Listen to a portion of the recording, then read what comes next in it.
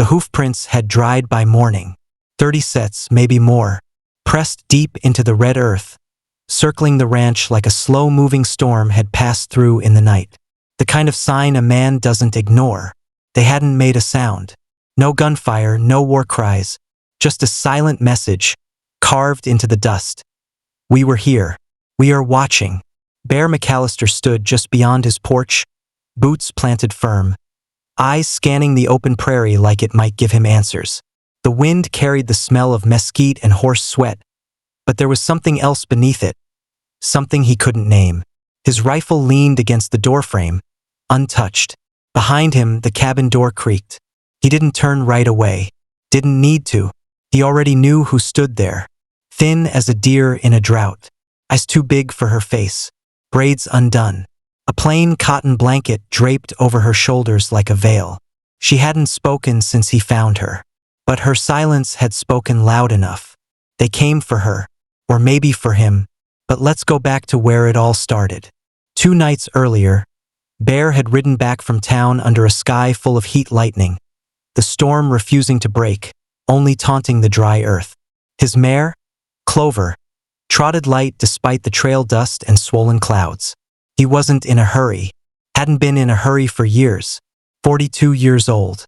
No wife, no children, just cattle, fences, and the quiet that comes with outliving too many people. The townsfolk had long stopped asking why he didn't remarry. His first wife, Mary, died birthing their son. His son, Samuel, died of fever 3 winters later. Since then, Bear kept to himself. He didn't smile much, didn't talk unless something needed saying. But he was fair, paid fair, hired fair, kept peace. And in a place like this, that's more than most. The girl showed up just past midnight. He was feeding the dogs when the horses started barking. Not loud, not frantic, just alert. Bear grabbed the lantern and stepped out, boots crunching on gravel, shotgun resting on one shoulder. He found her near the edge of the barn, half collapsed beside a broken barrel. Her face was streaked with dirt and blood. Not fresh blood, just dried, like she'd been carrying it for miles. Her dress was torn, boots mismatched. She couldn't have been more than 12. She flinched when he approached. He lowered the lantern so the light didn't hit her eyes. "I ain't here to hurt you," he said, voice even quiet. "You look thirsty."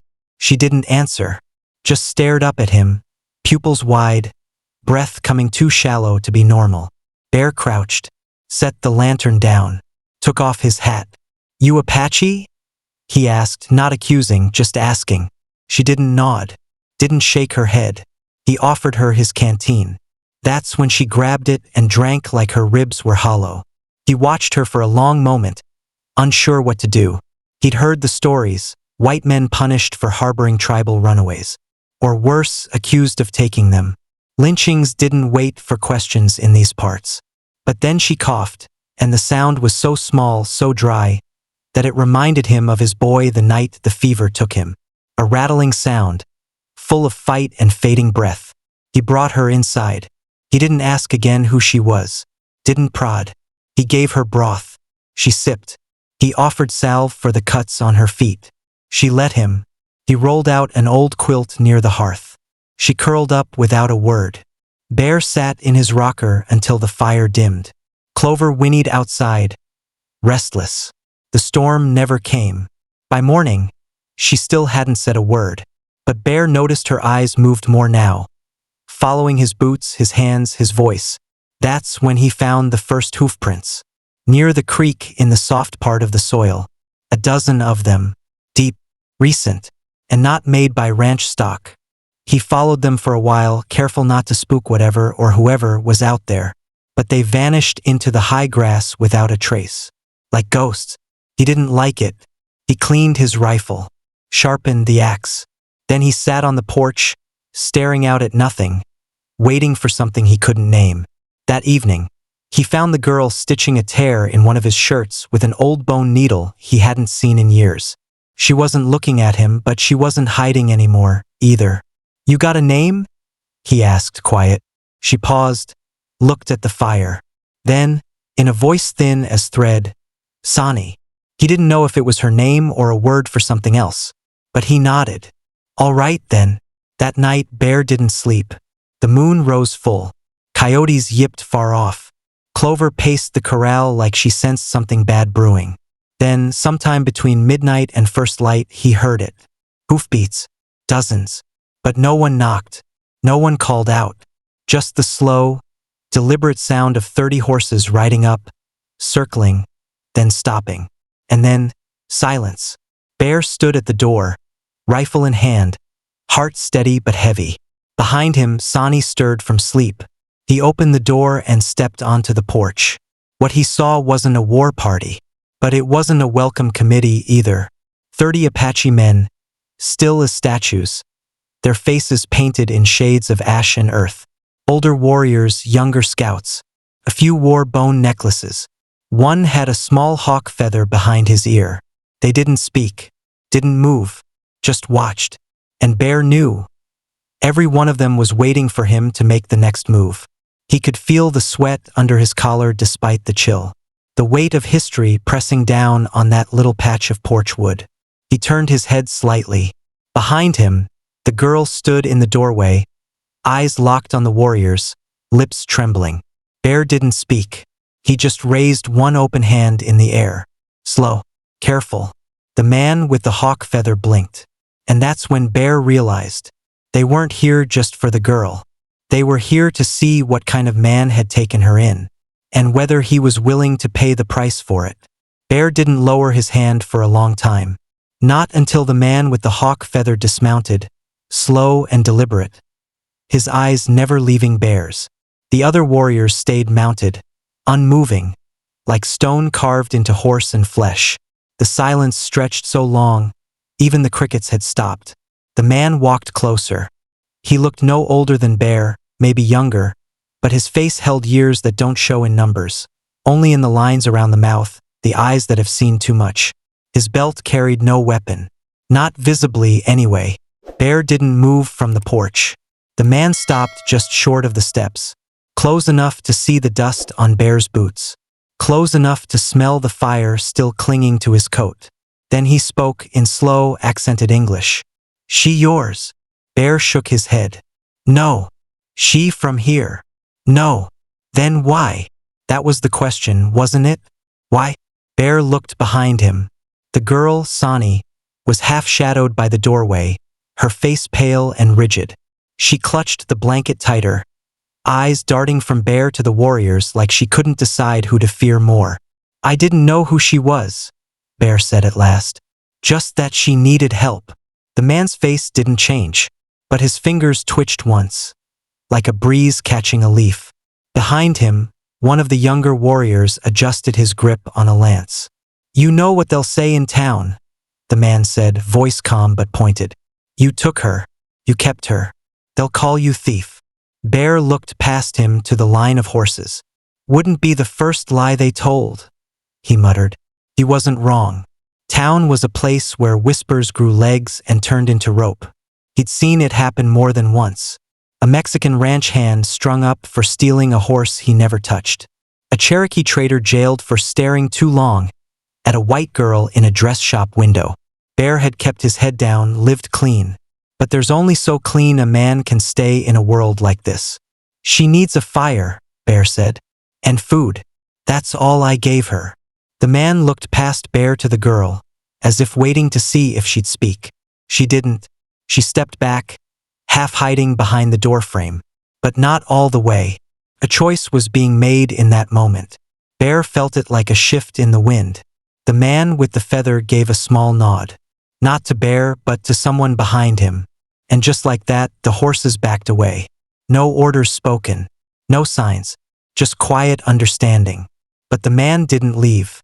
Not yet. You know what it means, he said. To take her in. Bear didn't answer. She is not a stray. She is not a dog. Her blood calls to blood. Bear met his eyes. She has a name. Sonny. The man's eyes flickered. Then, softly, he said something in Apache. A string of syllables that Bear couldn't understand, but they hung in the air like smoke from a sacred fire. Sonny stepped forward, just enough to be seen. Her chin rose slightly. The man exhaled, almost like relief. Then, with a small nod, he turned, mounted his horse, and rode off with the others. No parting words, no threats, just the whisper of hooves and the slow fading of presence. By dawn they were gone, but the silence they left behind weighed heavier than their presence ever had. Bear didn't sleep that day.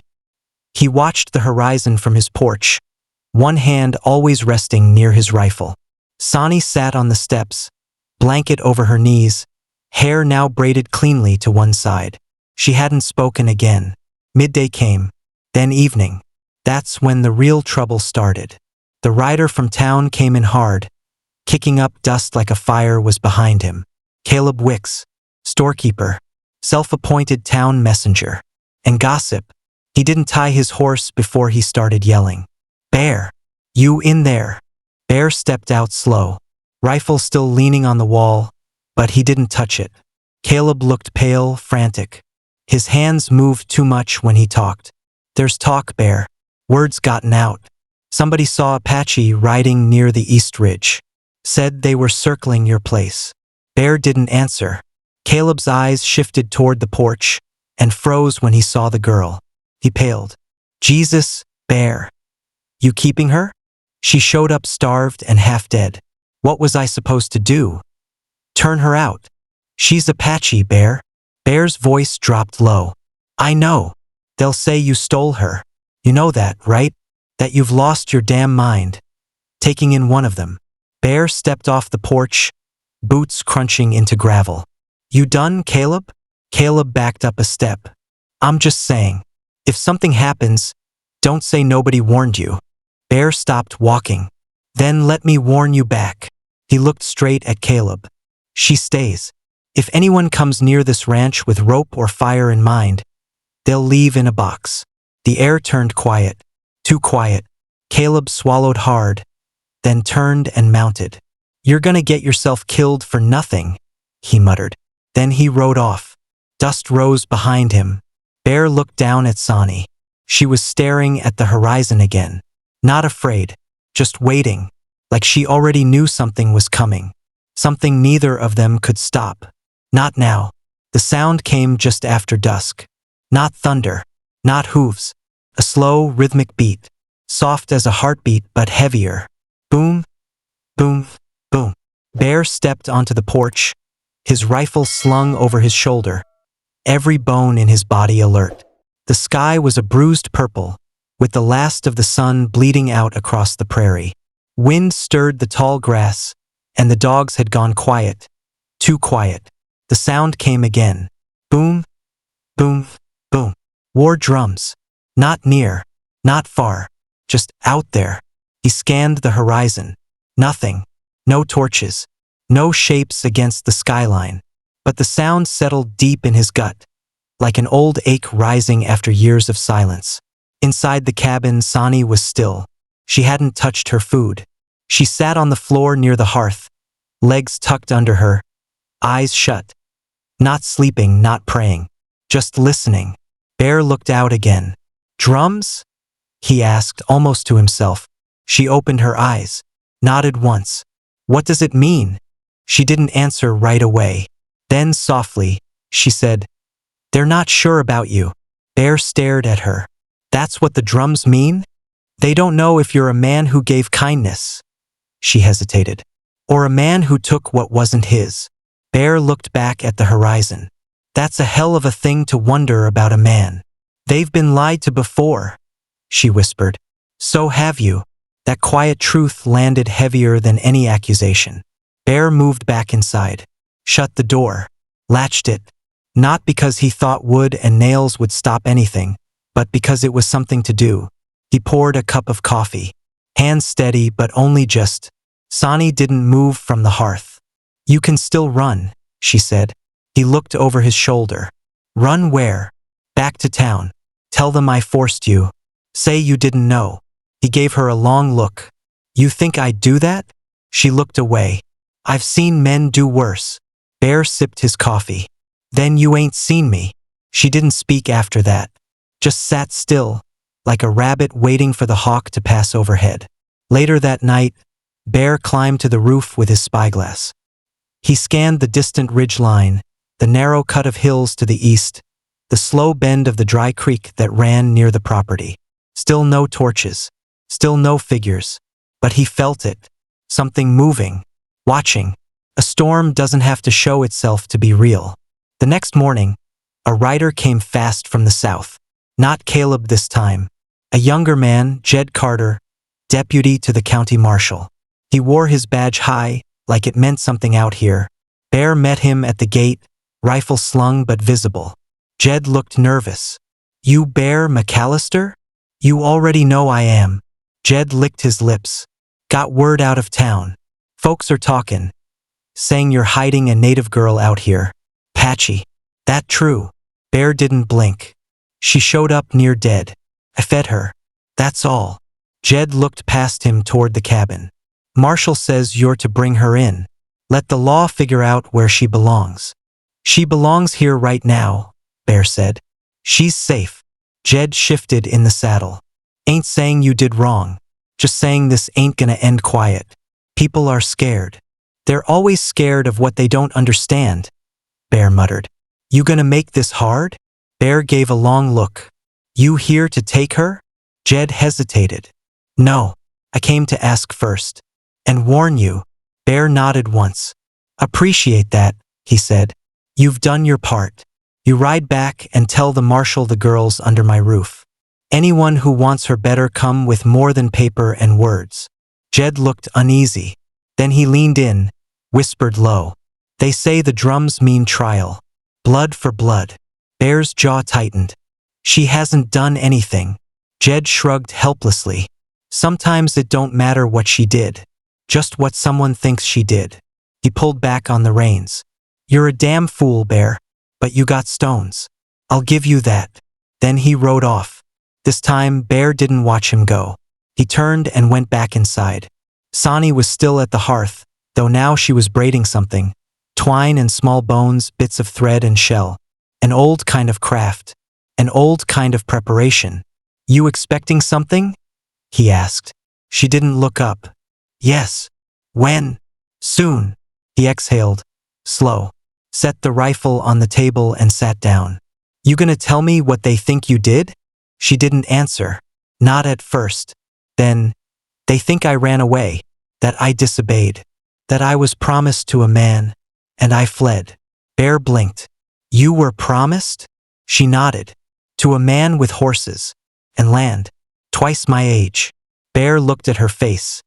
Tight with shame, maybe, or defiance. "They say I brought dishonor, that I spat on their ways." "You?" "I just didn't want to belong to someone." Bear sat quiet for a long time. The war drums began again that night. Closer. Not on the ridge now. Somewhere near the creek. Bear stood by the window and listened. So did Sonny. "They're watching to see if I'm worth saving," she said quietly. He looked at her. "And what if they decide you're not?" She looked back. "Then they'll take me. Or kill me." He felt something twist inside him. Not fear. Not rage. Just sorrow. Deep and old. Like a man watching a storm swallow his only crop. "I won't let them take you," Bear said. Sonny's voice was barely a whisper. "Then they might kill you too." Bear looked out at the prairie again, his hand resting on the windowsill. "I've had worse things happen," he said. Neither of them spoke after that. The fire burned low. The night got quiet again, but not peaceful. Never peaceful. The first light of dawn painted the plains in gold and ash. Bear stepped outside with his rifle resting against one shoulder, eyes sweeping the land. The war drums had stopped sometime in the night, as if the earth itself had paused to breathe. But that didn't bring peace. It brought silence. And silence in the west meant decision. He poured water from the barrel and splashed his face. The cold bit at his skin but cleared his thoughts. His breath fogged in the morning air. Clover stood restless in the corral, ears twitching at every movement in the tall grass. Behind him, the door creaked open. Sonny stepped outside barefoot, the blanket gone. She wore one of Bear's old shirts, tied at the waist with a strip of leather, and her hair had been pulled back into two tight braids. Around her neck hung the twine bone necklace she had braided last night. Her face had changed, not softer, not harder, just steadier. She stood beside him. "They'll come today," she said. He nodded. "I figured." Sani looked out at the flat horizon. "You should let them speak first. Don't raise your weapon unless they do." Bear didn't answer. He wasn't sure he could promise that. By midday they came. Not 30 this time, just 6. 6 riders, slow and deliberate, came over the rise like spirits out of a painting. At their front rode the man with the hawk feather again. His horse was dark and tall, built like a shadow. The others fanned out behind him, all quiet, all watching. Bear didn't reach for the rifle this time. He stood at the fence line with Sani at his side. No fear in his stance. No aggression. Just stillness. When they stopped 20 yards away, the hawk-feathered man dismounted. Again, no weapons drawn. He approached the gate and stopped just short. "Her name," he said in Apache. Not to Bear, but to Sani. "Tell me the name you carry now." Sani stepped forward. "My name is Sani," she said, clear and calm. The man studied her. Then he nodded once. "You've put this man in danger," he said. Sani didn't flinch. "He gave me kindness. I did not ask for it. I did not trick him. You were promised to a man. A good man. A man with horses is not always a good man," she replied. "And I am not a horse." The hawk-feathered man looked at Bear now. "You fed her. You sheltered her. But she is not yours. She belongs to her people." Bear's jaw worked, but he didn't speak yet. Then Sani stepped between them. "I don't belong," she said softly. "Not here. Not there. I am not a bride. I am not a gift." The wind caught her braid. Her feet were still bare. She looked impossibly young and impossibly old all at once. The hawk-feathered man looked past her, into the house, then into Bear's eyes. "You didn't touch her?" Bear's face turned to stone. "No. You didn't ask her to stay?" "No. You would die for her?" Bear didn't hesitate. "Yes." The air went still. The other Apache riders sat unmoving, eyes locked on the porch. A hawk circled far above, silent and slow. Then the man stepped forward. He reached into his coat and pulled something out. A small leather pouch. He held it out to Bear. Bear took it without looking inside. "She is not ours then," the man said. "Not yours. Not mine. Let her be wind." He looked to Sani. "If you ever wish to return, there will be no chains. But there will be memory. And memory is heavy." Sani gave the smallest nod. The man turned and mounted again. The others turned too. This time they didn't linger. No circle. No silent message. Just a quiet departure. Bear stood frozen. Sani stood beside him, eyes full of something he couldn't quite name. Not relief. Not joy. Just peace. When the dust of their departure settled, Bear finally opened the pouch. Inside were 6 stones, small, polished smooth, each etched with a symbol. He didn't know their meaning, but he knew what they were. A sign of peace. A message that the matter was done. He looked down at Sani. She looked up at him. "You don't have to stay," he said, voice thick. "I know. I can take you to the edge of the mountains, or the river trail, wherever you want." She looked back at the horizon. Then she said something he wasn't expecting. "I want to plant corn." Bear blinked. "Corn?" She nodded. "The land here, it's kind. The creek still runs, even in dry months." He tried to hide the small smile tugging at his mouth. "It's stubborn land." She shrugged. "So am I." That evening, Bear sat by the fire, sharpening a blade that didn't need sharpening. Sani was outside, tying string between fence posts to keep rabbits from the seedlings they had planted that spring. The war drums were gone, but a different rhythm had settled in. Quieter. Kinda. He didn't know how long she'd stay, didn't ask. Some things didn't need answers. They just needed time. And Bear, for the first time in years, found himself glad that he had some left to give. 3 months later, a dust storm rolled in from the south, high and angry like a freight train made of sand. Bear tied down the porch shutters and packed earth along the cabin door, while Sonny brought in the laundry and covered the sprouting rows of corn with canvas. Together, they moved without many words, as they often did now, just a rhythm, like music played by memory. The storm passed by dawn, loud but harmless. By then, the corn shoots had bent but not broken. Sonny stood barefoot in the dirt, brushing soil from the leaves with her hands. Bear watched her from the porch, hat low, pipe between his teeth, thinking how strange it felt that her silence no longer felt heavy. He remembered a time not long ago when he barely noticed the wind or worried whether something would bloom. Now he listened for it, felt it in his ribs. That afternoon, a letter came from town. Caleb Wicks brought it, looking awkward in the saddle, eyes darting around like the ranch might still be crawling with warriors.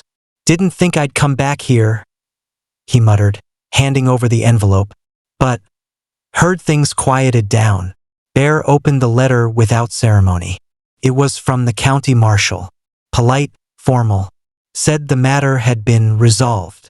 Said that since no charges were filed and no one came forward with claim, the girl was no longer of interest to the courts. Caleb cleared his throat. "Marshal says you're free to bring her into town, if she wants schooling. Or whatever girls do." Bear didn't look up. "She'll decide when she's ready." Caleb glanced toward the house, where Sonny was sweeping the porch. "She don't say much. She says enough." Caleb hesitated. "You think she'll ever go back to her people?" Bear shrugged. "Would you?" Caleb didn't answer that, just tipped his hat and rode off. That night, Sonny asked a question she never had before. "Do you miss them?" Bear was seated at the table, mending a saddle strap. The fire crackled low. Outside, coyotes yipped in the distance. He looked up slowly. "My family," she nodded. "I don't miss them," he said. "I ache for them." Sonny sat on the floor near the hearth, knees pulled up, chin resting on them. "I used to dream about my mother. Every night. Her voice, her laugh. But lately, I can't hear it anymore. Not even when I try." Bear set the leather strap down. "I stopped dreaming about Mary after the second winter," he said softly. "Stopped dreaming about Samuel after the third." He reached for the fire poker, stirred the coals. "Doesn't mean they're gone. Just means grief changes shape." She looked up at him. "Into what?" "Into silence," he said. "And then one day into something that makes you plant corn." Sonny's lips twitched. Not a smile, just a breath away from one. Spring turned to summer. Sunny grew taller. Stronger. She worked the land beside Bear every morning and read from the old books in the evenings. She was stubborn, quick to spot a broken fence or a sick calf, and not afraid to speak when she had something worth saying. One morning, Bear woke to find a pair of moccasins by the door. Her handiwork, finely stitched, more comfortable than anything he'd ever worn. He said nothing, just wore them every day after that. Then, one afternoon, while fixing the barn roof, Sonny paused and called up to him. "Do you think people can belong to more than one place?" He looked down from the rafters, squinting in the sun. "I think people don't belong to land," he said. "They belong to kindness." She thought about that for a long time, then nodded. That night, Bear set the 6 stones from the Apache pouch in a wooden frame above the fireplace. He didn't say why. He didn't need to. One morning in late August, a rider approached from the hills, not with fear, not with haste, just steady, measured. Bear saw him first, a younger man this time, face painted, eyes calm. Not a warrior, but a messenger. He waited by the fence until Sonny came out. She stood quietly, arms crossed. The man spoke softly in Apache, a long string of words Bear didn't understand. Sonny answered with even fewer. When the man left, she didn't say anything right away. Bear didn't ask. Only that evening, over cornbread and beans, she said, "They offered me a place, said I could return, live as I choose, no marriage, no promises." Bear waited. She didn't continue, so he asked, "Will you go?" She looked out the window, where the corn rustled in the wind like a whisper. "I might, for a time, But I'll come back. You sure? She met his eyes. This is the only place where someone gave me a choice. He nodded. That night she packed a small satchel, no more than she could carry on foot. At dawn, she stood by the gate, the sky pink behind her. Bear came out, mug in hand. You want a ride to the ridge? She shook her head. I need to walk it. Fair enough. He held out a folded handkerchief. Inside was a smooth river stone, plain and weighty. Bring it back if you come back. She smiled. For real this time. Then she walked. Bear watched her until she vanished into the tall grass. Didn't wave. Didn't call after her. Just stood there in the morning light, quiet, knowing some people return, and some become the wind. But either way, kindness wasn't wasted. Not ever. 3 years passed. The seasons rolled on like the slow turn of a wagon wheel. Hot summers, dry harvests, long winters. Bear kept the ranch running, one fence post, one frostbitten calf, one quiet meal at a time. He stopped going to town unless it was necessary. The place had changed. Or maybe he had. He still planted corn. Still sharpened tools that didn't need sharpening. Still kept the 6 stones above the hearth. Some days, he caught himself glancing at the road that curved from the southern hills, the one she had disappeared down that morning. Not often, but enough. He never spoke of her in town. Never had to. The townsfolk, even the ones who had whispered or warned, had seen how things turned out. The barn never burned. No raid came. No posse was raised. The girl had walked in starving, left in peace. And that was more story than most folks in the West ever got. One night in early spring, Bear was tending a pot of beans when he heard footsteps. Light, careful, human, not boots, moccasins. He didn't reach for the rifle, didn't stand, just stirred the beans slow, like he'd been expecting it all along. The knock was soft. Then the door creaked open. Sonny stepped in without a word. She was taller now, 17, maybe 18. Wore her hair looser, her clothing a mix of Apache and settler. A woven shawl over a worn trail coat, a carved comb tucked into her braid. Around her neck was the same bone and thread necklace. Her eyes were still too wise for her age. She looked at him like she was afraid he might have changed. He hadn't. You hungry? Bear asked. She smiled. Always. They ate by the fire the same way they had years before. No questions. No explanations. Just the sound of spoons scraping tin bowls and the fire popping in the hearth. Afterward, she set down a leather pouch. Different from the first one. He opened it carefully. Inside was the stone he had given her. Smooth, warm from being carried. And something else, a folded cloth bundle. Inside it, a stack of papers. She saw his brow furrow. I wrote them, she said quietly. Not for anyone. Just to understand myself. Bear flipped through them. Apache on one side, English on the other. They weren't stories. Not exactly. More like memory sketches. Descriptions of places. Names of people. Pieces of things that didn't want to disappear. I want to teach, she said. Languages. Stories. Not just mine. All of them. He nodded slowly.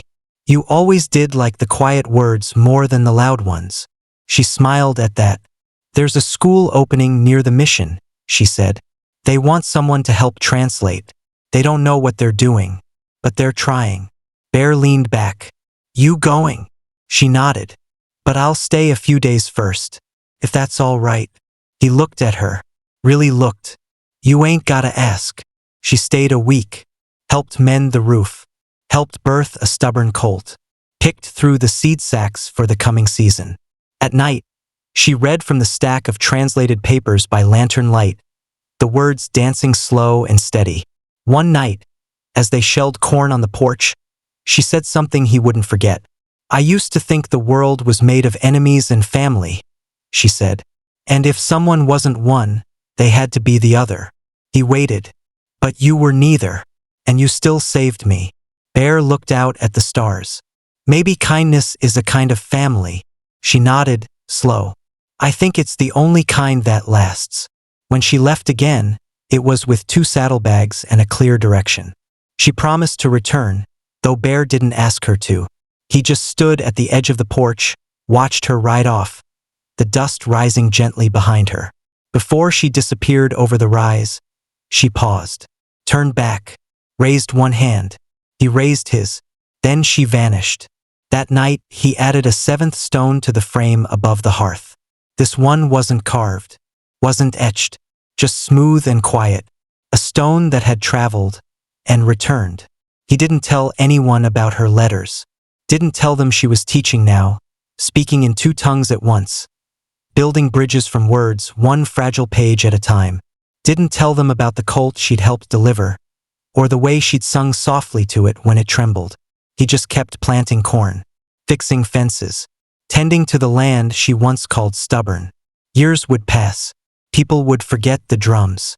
But Bear never forgot the day a girl with dust in her lungs and defiance in her eyes walked onto his land and taught him, without saying it, that kindness was not weakness. It was the only thing that could survive a storm, and he'd survived many. It was nearly a decade later, and Bear's hair had gone mostly gray. He moved slower now, his stride marked by the weight of years and the rhythm of the land. The ranch was smaller than it used to be. Less cattle, fewer fences, but more trees now, planted in quiet lines along the creek.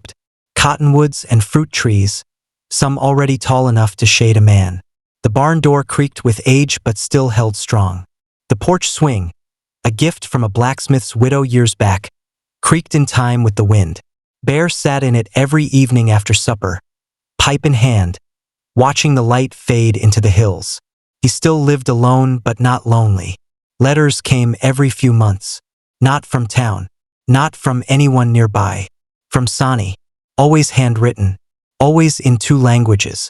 She had moved east eventually, just past the mountains, near the territories where new rail lines carved scars through old land. She worked at a school, then helped open one of her own. Taught children of ranchers, missionaries, and tribes alike. Apache, Spanish, English. Some had no language at all. Just stories trapped in silence, and she gave them words. Bear never replied to the letters, though he read them all. He didn't need to write back. He had told her once, "You don't owe me anything," and she had answered, "I know. That's why I come back." She didn't return every year, but often enough that he kept her room the way she left it. Always made sure the latch on the window worked. Always kept a quilt folded on the end of the bed. Sometimes the children came with her. Not hers, just students curious and wide-eyed. Little ones with dusty boots and braided hair, who asked about the stones over the hearth. Bear would tell them the story, never the same way twice and never with too much detail. He called it "The Time the Drums Came," and he always ended it the same way. The girl came asking for water, but what she really needed was space to grow. And the land gave it. And so did I. One of those children, a shy boy with freckles and a stammer, asked once, "Were you scared of her tribe?" Bear had leaned down, looked the boy in the eyes. "I was scared of getting it wrong." "Did you?" Bear paused, thinking. "Only a little," he said. But the part one got right made up for the rest. The last time Sani returned, Bear was nearing 70. She arrived at dusk, alone, her hair streaked with silver, but her walk as firm as ever. They didn't speak much, just sat on the porch in the cool evening air, the wind brushing through the cottonwoods like a memory. She brought him one final letter, framed this time, written in her hand. It wasn't for him. It was for the town school where they were building a new library. She had dedicated it in Bear's name, not just for taking her in, but for letting her go. "You didn't save me," she told him that night. "You gave me the room to save myself." Bear didn't argue, didn't try to correct her. He just took her hand, weathered and strong, and held it. They watched the moon rise. The land, once filled with tension and silence, was quiet now, but in a different way, a gentle way, like a field after a good rain, like something sacred had taken root. And in the flicker of the porch lantern, the frame above the hearth caught the light. 7 stones, each one quiet, each one earned, each one a story. The last winter Bear saw was not cruel. It came in gentle, early snow, the kind that hushed the world instead of scarring it. The creek froze along the edges but never solid. The wind sang through the trees but didn't scream. The sky stayed wide and open, filled with clouds that moved like ghosts with no business here. Bear passed in his sleep. No pain, no struggle, just a breath that didn't return. They found him in the porch swing, a blanket across his lap, his pipe cold, his hat tipped forward like he'd simply dozed off watching the horizon. He was buried under the cottonwood he'd planted the spring after Sonny first left. The trunk was thick now, the bark strong. Its roots had spread wide, deep, just like the kindness that once changed the course of two lives. The funeral was small. Townfolk came. Not many, but enough. Some brought bread. Others brought stories, most true, a few too good to be. They told of the man who once faced down warriors and townsmen alike, all for a girl he barely knew. They spoke in low voices, respectful ones. No one mocked. No one gossiped. When it was over, the preacher asked if anyone wanted to speak. A quiet voice did. Sonny stepped forward, wrapped in a dark shawl, the same bone necklace still at her throat. Her hair now fully silver, eyes calm but wet. She looked out at the faces, then down at the mound of earth.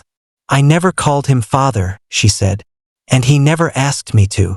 A wind passed through the grass, lifting her words. "But he gave me what a father gives, a place to grow, a place to return to, a way to live without shame." She reached into her satchel and pulled out something wrapped in cloth. She knelt by the grave, unwrapped it, and placed it gently on the soil. An eighth stone, larger than the others, smooth.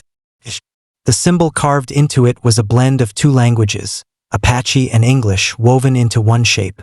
It meant belonging, not to a tribe, not to a nation, to a choice, to kindness, to the space between silence and trust, where a man once opened his door and a girl stepped through it, and the world was changed.